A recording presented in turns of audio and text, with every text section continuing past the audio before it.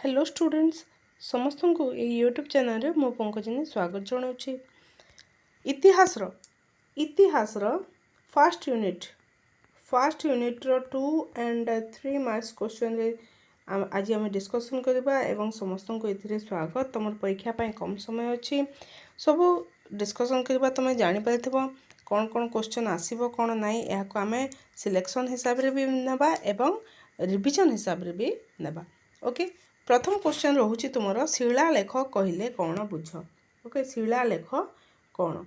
भारत इतिहास बहुत गुड़े उपादान अच्छी अनेक उपादान अच्छी से मध्यरु प्रत्नतात्विक विभाग होची कौन प्रत्नतात्विक विभाग तार महत्व अधिक रही। प्रत्नतात्विक विभाग एक अंश है शिलालेख जहाँ होची एक सामयिक तथ्य। यह तत्कालीन समाजर राजनैतिक धार्मिक सांस्कृतिक इत्यादि अवस्था उपरे विवरणी प्रदान करते। तो शिलालेख प्रत्नतात्विक विभाग गोटे अंश।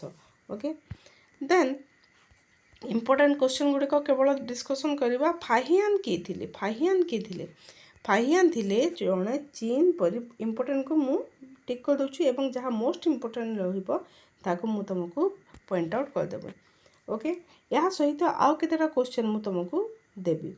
चीन परिव्राजक फाहियान थिले चीन परिव्राजक जी 405 ख्रीष्टाब्द भारत भ्रमण रे आसीथिले एवं से जड़े बौद्ध भावे अनेक भारतीय बौद्ध तीर्थ भ्रमण करी फुकोजी नामक इतिहास तथ्य उपरे आधारित एक पुस्तक रचना करथिले। ओके, देन फाहियान थिले चीन परिव्राजक से बौद्ध धर्म ओके बौद्ध भावे भारतीय बौद्ध तीर्थ भ्रमण करथिले एवं कौन रचना करथिले फुकोजी नामक इतिहास तथ्य से रचना करथिले।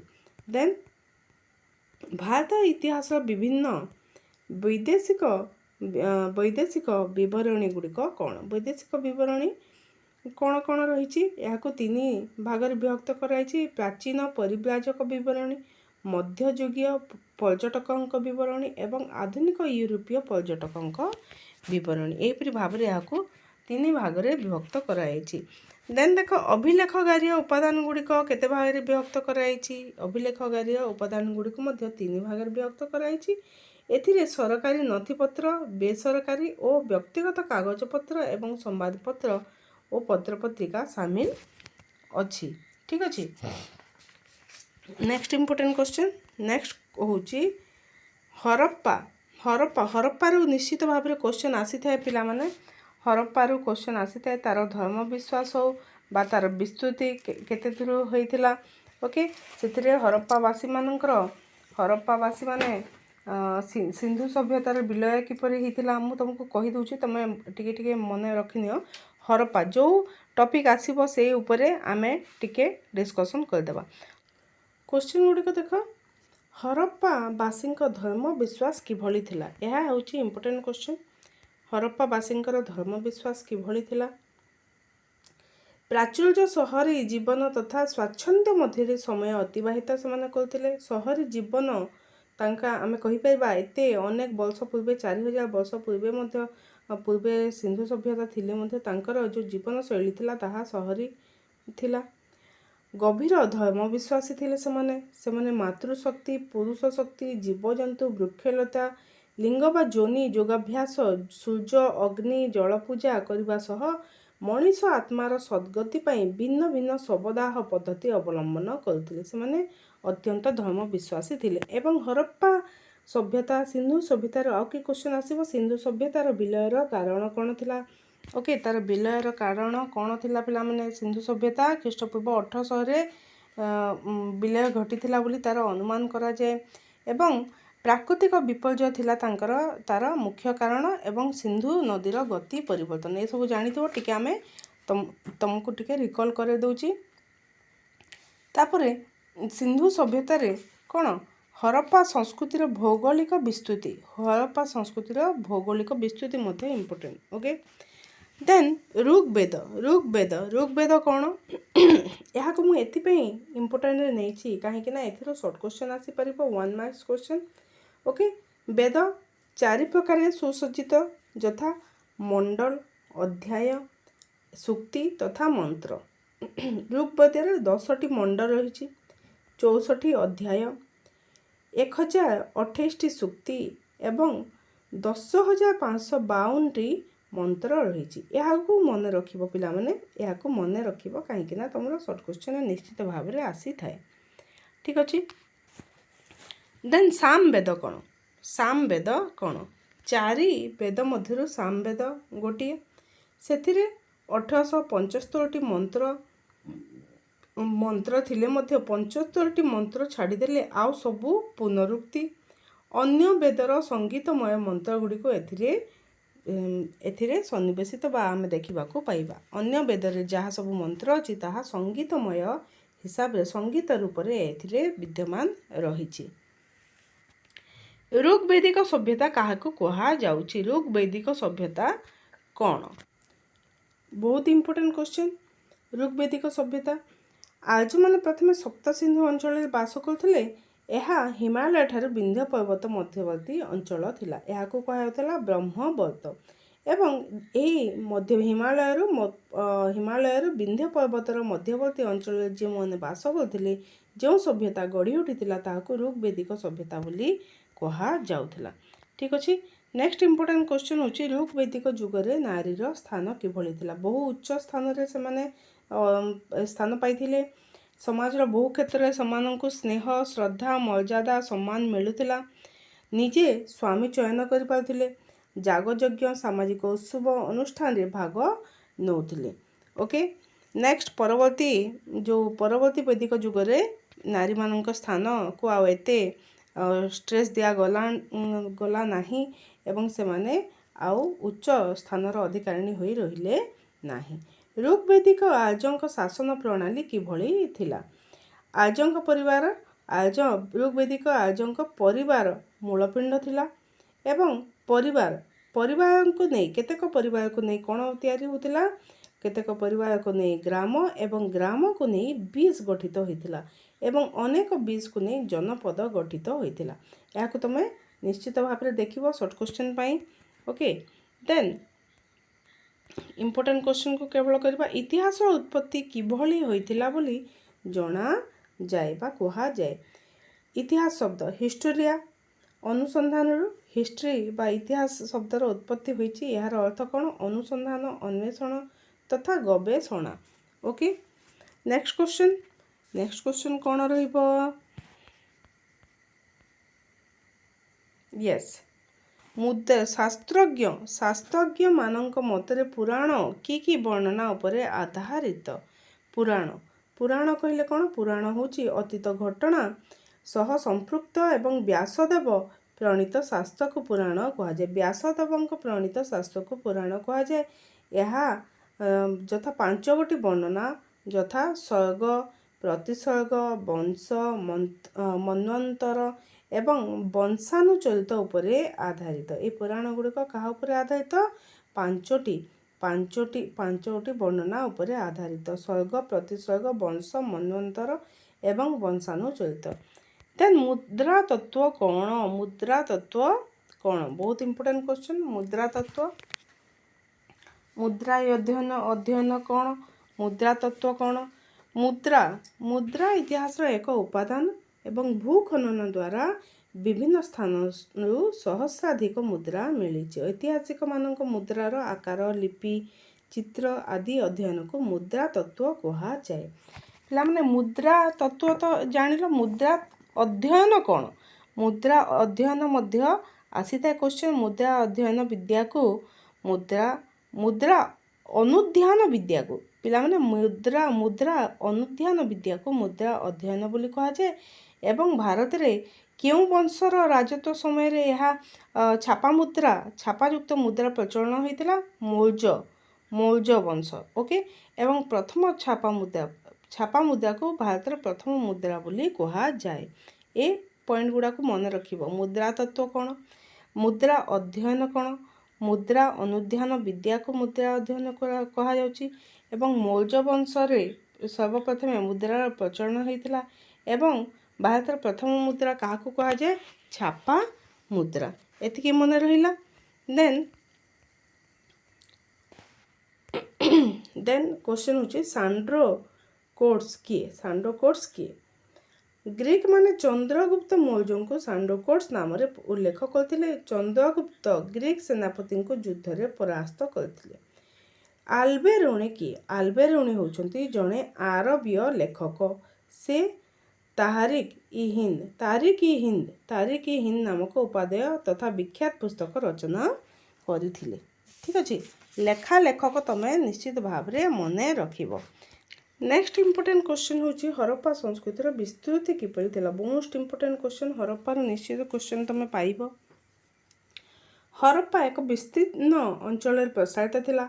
ता पश्चिम रे बेलुचिस्तान रो सातकाजेंडर पर्यंत, पूर्व रे उत्तर प्रदेश रो आलमगिरी, दक्षिण रे महाराष्ट्र रो अहमदनगर एवं उत्तर रे काश्मीर मांडा पर्यंत यह विस्तृत थिला। पूर्व पश्चिम उत्तर दक्षिण केते दूर पर्यंत यह विस्तृत थिला ताहाको तमे लेखिबो।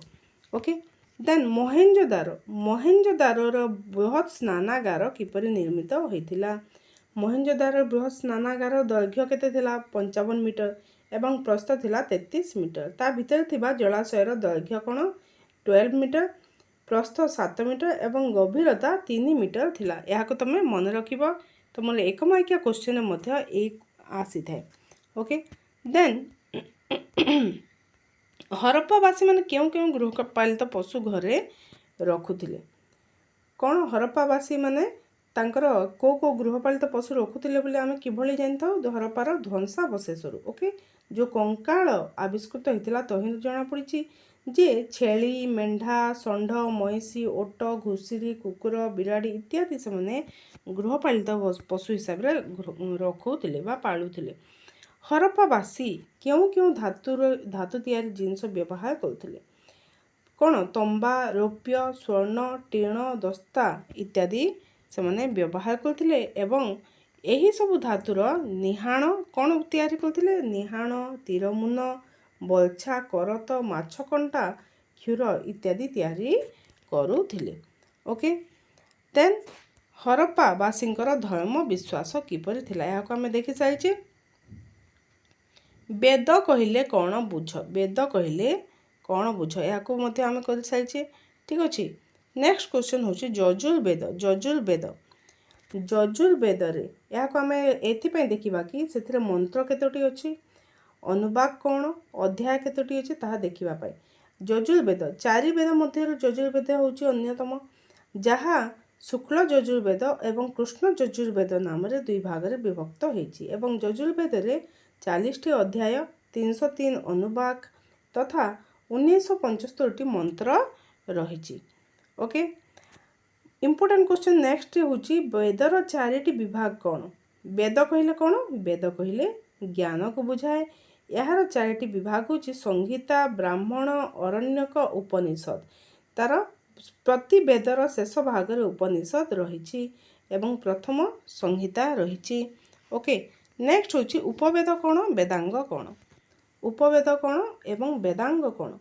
4 वेद व्यतीत आयुर्वेद, धनुर्वेद, गंधर्व वेद, शिल्पी वेद रहिछि जहाको कि उपवेद बोली कहा जाउछि एवं वेदांग कौन? वैदिक जुगर शेष भाग रे रचित साहित्य को वेदांग बोली कहा जाए, जहा शिक्षा, कल्प, व्याकरण, निरुक्त, छांद, ज्योतिष नाम रे 6 भाग रे विभक्त। नेक्स्ट सप्त सिंधु कहिले कौन बुझ? इंपोर्टेंट क्वेश्चन, सप्त सिंधु काहाको कहाउछि? आज माने 7टी नदीर अविवाहिका रे बसति स्थापन करथिले जहाको कि सप्त सिंधु नाम रे यहा परिचित। से 7टी नदी कौन? सिंधु, वितस्ता, चंद्रभागा, इरावती, विपाशा, शतद्रु एवं सरस्वती। ए 7टी नदीर अविवाहिका रे बसति स्थापन करथिले, सेति पय याकू सप्त सिंधु बोली कहा जाय। आज माने तांकर खाद्याभ्यास किपरि थिला? आज मानकर खाद्याभ्यास खूब सरल थिला। सेमाने विभिन्न प्रकार फलमूल, दुग्धजात द्रव्य, गहम, जरु तैयारी पिठा, भात, बाली तथा माछ मांस मध्य खाउथिले। वैदिक स्थान रे नारी खूब उच्चरे थिला, याको आमे देखि सारिछि। नेक्स्ट क्वेश्चन रहिबो बौद्ध ग्रंथ अंगुत्तर निकाय रे केउ महाजनपद कथा उल्लेख रहिछि? ଅଙ୍ଗୁତ୍ତର ବୌଦ୍ଧ ଗ୍ରନ୍ଥ। ଓକେ, ଖ୍ରୀଷ୍ଟପୂର୍ବ 6ଠ ଶତାବ୍ଦୀର 16 ମହାଜନପଦ କଥା ବୌଦ୍ଧ ଗ୍ରନ୍ଥ ଅଙ୍ଗୁତ୍ତର ନିକାୟରେ ଉଲ୍ଲେଖ କରାଯାଇଛି। ଦେଖ ଏଇ ଲାଇନଟିକି ଦେଖ, ମୋଷ୍ଟ ଇମ୍ପୋର୍ଟାଣ୍ଟ ଲାଇନ୍। ଖ୍ରୀଷ୍ଟପୂର୍ବ ଡ୍ୟାଶ ଶତାବ୍ଦୀରେ 16 ମହାଜନପଦ କଥା ଡ୍ୟାଶରେ ଉଲ୍ଲେଖ କରାଯାଇଛି। 16 ମହାଜନପଦ କଥା ଡ୍ୟାଶରେ ଉଲ୍ଲେଖ କରାଯାଇଛି। ବୌଦ୍ଧ ଗ୍ରନ୍ଥ ଅଙ୍ଗୁତ୍ତର ନିକାୟରେ ଉଲ୍ଲେଖ ରହିଛି। ସେଗୁଡ଼ିକ ହେଲେ କାଶୀ, କୋଶଳ, ଅଙ୍ଗ, ମଗଧ, ଉଜ୍ଜି, ମଲ୍ଲ, ଚେଦି, ବତ୍ସ, କୁରୁ, ପାଞ୍ଚାଳ, ମତ୍ସ୍ୟ, ସୁରସେନ, ଆସ୍କା, ଆବନ୍ତୀ, ଗାନ୍ଧାର ଏବଂ କମ୍ବୋଜ। ଓକେ, ନେକ୍ସଟ ପ୍ରାଚୀନ କୋଶଳ ରାଜ୍ୟ ବିଷୟରେ। ପ୍ରାଚୀନ କୋଶଳ କ'ଣ? ପ୍ରାଚୀନ କୋଶଳ 6ଠ ଶତାବ୍ଦୀରେ ଅଯୋଧ୍ୟା ଏବଂ ଏହାର ପାର୍ଶ୍ୱବର୍ତ୍ତୀ ଅଞ୍ଚଳକୁ ନେଇ କୋଶଳ ରାଜ୍ୟ ଗଠିତ ହୋଇଥିଲା। ସଳ୍ଜୁ ନଦୀ ଏହାକୁ ଉତ୍ତର ଓ ଦକ୍ଷିଣରେ କୋଶଳ ନାମରେ ଦୁଇ ଭାଗରେ ବିଭକ୍ତ କରିଥିଲା। ସଳ୍ଜୁ ନଦୀ କୋଶଳ ରାଜ୍ୟକୁ ଦୁଇ ଭାଗରେ ବିଭକ୍ତ କରିଥିଲା, ଉତ୍ତର ଏବଂ ଦକ୍ଷିଣ କୋଶଳ ନାମରେ। ଓକେ, ଉତ୍ତର କୋଶଳର ରାଜଧାନୀ ଶ୍ରୀବସ୍ତି ଥିଲା ଏବଂ କୁଶାବତୀ ଥିଲା ଦକ୍ଷିଣ କୋଶଳର ରାଜଧାନୀ। ବହୁତ ଇମ୍ପୋର୍ଟାଣ୍ଟ କ୍ୱେଶ୍ଚନ୍ ପିଲାମାନେ। ଏ ଯେଉଁ କୋଶଳ ରାଜ୍ୟ ବିଷୟରେ ପୂର୍ବରୁ କ୍ୱେଶ୍ଚନ୍ ଗୁଡ଼ିକ ଆସିଛି। ଉତ୍ତର ଓ ଦକ୍ଷିଣ କୋଶଳର ରାଜଧାନୀ ଗୁଡ଼ିକର ନାମ କ'ଣ? ଦେନ୍ କୋଶଳ ରାଜ୍ୟର 2ଟି ସହରର ନାମ ଲେଖ। ଓକେ, ଏହା ସହିତ ଆଉ କି କ୍ୱେଶ୍ଚନ୍ ହେଇପାରିବ? ସଭା ସମିତି କ'ଣ? ବୈଦିକ ଯୁଗରେ ରାଜାଙ୍କୁ ଶାସନ କ୍ଷେତ୍ରରେ ସାହାଯ୍ୟ କରିବା ପାଇଁ ସଭା ଓ ସମିତି ନାମକ 2ଟି ଗଣତାନ୍ତ୍ରିକ ସଂସ୍ଥା ରହିଥିଲା। ଅଭିଜ୍ଞ ତଥା ବୟସ୍କ ବ୍ୟକ୍ତିମାନଙ୍କୁ ନେଇ ସଭା ଗଠିତ ହୋଇଥିଲା ଏବଂ ଜନ ବା ରାଷ୍ଟ୍ରର ସମସ୍ତ ଅଧିବାସୀଙ୍କୁ ନେଇ ସମିତି ଗଠିତ ହୋଇଥିଲା। ସଭା ଏବଂ ସମିତି ଇମ୍ପୋର୍ଟାଣ୍ଟ କ୍ୱେଶ୍ଚନ୍ ପିଲାମାନେ। ଦେନ୍ ଚତୁରାଶ୍ରମ କ'ଣ? ଏହା କେବେ ପ୍ରଚଳିତ ଥିଲା? ଚତୁରାଶ୍ରମ ବ୍ୟବସ୍ଥା ବା ବ୍ରହ୍ମଚର୍ଯ୍ୟ, ଗ୍ରାହସ୍ଥ, ବାନପ୍ରସ୍ଥ ଏବଂ ସନ୍ନ୍ୟାସ, ଏହାକୁ ଚତୁରାଶ୍ରମ 4 ଆଶ୍ରମ କୁହାଯାଏ।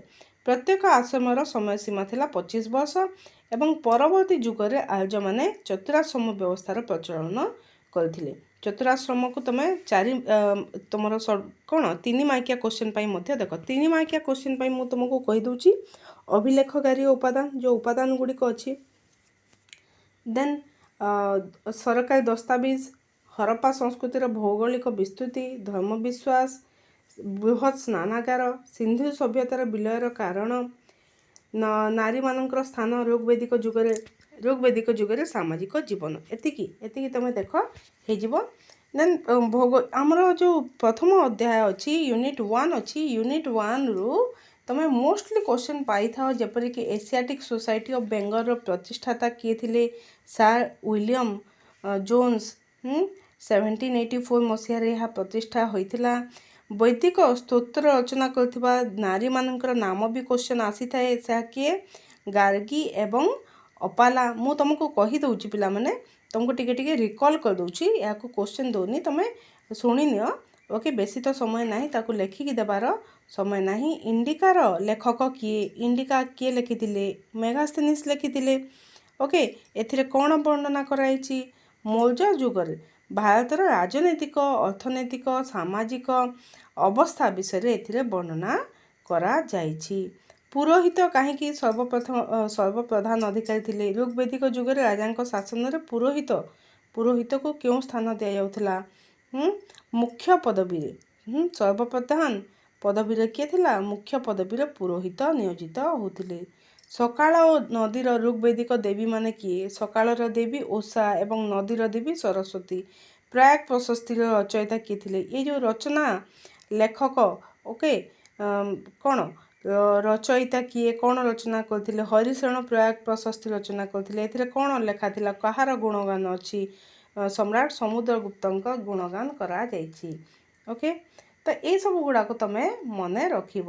ତା ସହିତ ଆଉ କ୍ୱେଶ୍ଚନ୍ ଗୁଡ଼ାକୁ କହିବି। ଆଉ କ୍ୱେଶ୍ଚନ୍, 2ଟି ମହାକାବ୍ୟ କ'ଣ? ଭାରତର 2ଟି ମହାକାବ୍ୟ ହେଉଛି ରାମାୟଣ, ମହାଭାରତ। କିଏ ଲେଖିଥିଲେ? ରାମାୟଣକୁ ମହର୍ଷି ବାଲ୍ମୀକି ଏବଂ ବ୍ୟାସଦେବ ମହାଭାରତ ରଚନା କରିଥିଲେ। 20 ଓ ଜନର ମୁଖ୍ୟ, ଏହାକୁ ଆମେ ଡିସ୍କସନ୍ କରିଛେ କି? 20ର ମୁଖ୍ୟକୁ ବିସ୍ପତି ଏବଂ ଜନର ମୁଖ୍ୟକୁ ରାଜା ବା ରାଜନ ବୋଲି କୁହାଯାଏ। ओके ये सब गुड़ाक थिला तुमर यूनिट 1 रु सब 2 एवं 3 मार्क्स क्वेश्चन 3 मार्क्स क्वेश्चन मु तुमको कहि दिछि और ताको हमें डिस्कशन मध्य करिचे। ओके आमे नेक्स्ट रे सेकेंड यूनिट रो सब क्वेश्चन गुड़िक करवा। ठीक अच्छे बर्तमान रही जो पिला मैंने प्रथम थर पर वीडियो देखुच सब्सक्राइब करनी कहीं तुम सब क्वेश्चन सब एग्जाम तुम एठारे पाइपर एवं तुम सपोर्ट आवश्यक तुम भल पाइबा आवश्यक। ठीक अच्छे तो एवं वीडियोटी भल लगी लाइक करदेव। बर्तमान रही धन्यवाद। जय माता दी।